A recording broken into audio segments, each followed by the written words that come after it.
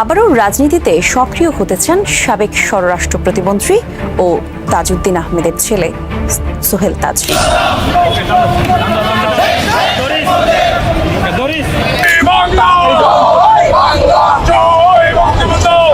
বাংলাদেশের মানুষের গণতান্ত্রিক অধিকার আদায়ের লক্ষ্যে তাগিদ থেকেই আজকে এসেছি। আমি মনে প্রাণে বিশ্বাস করি আমাদের মুক্তিযুদ্ধ হচ্ছে আমাদের প্রাণ।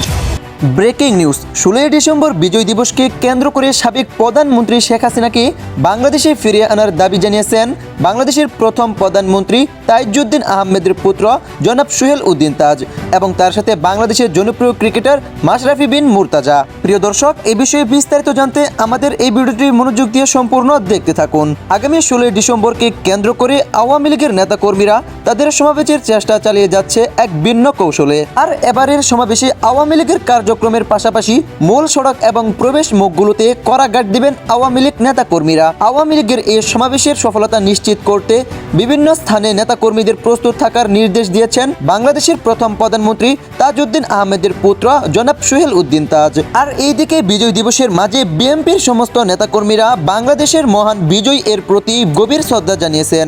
10ই ডিসেম্বর অবশ্যই ঢাকায় সমাবেশ হবে এবং এই সমাবেশ থেকে নতুন স্বপ্ন দেখবে মানুষ।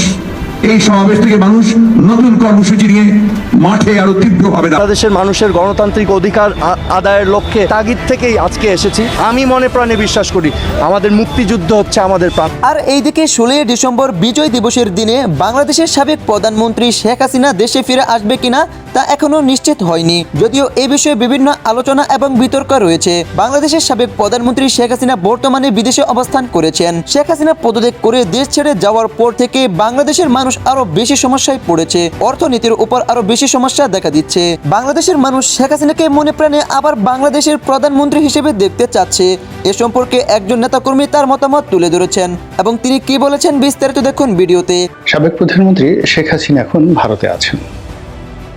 আমরা যত নিকৃষ্টভাবে তার কথা বলি না কেন, তিনি পালিয়ে গেছেন এবং আমাদের যে মিডিয়াগুলো যখনই তার ব্যাপারে কোনো খবর বলতে চায়, প্রকাশ করতে চায় এবং সে খবর যাকে বলা হয় যদি 30 সেকেন্ডের একটি খবর হয় সেটিকে 3 মিনিটে টেনে নেওয়া হয় এবং 3 মিনিটের মধ্যে বলতে গেলে 2 মিনিটই সেই দৃশ্য দেখানো হয় যে তিনি হেলিকপ্টারে করে বাংলাদেশ থেকে চলে যাচ্ছেন, পালিয়ে চলে যাচ্ছেন।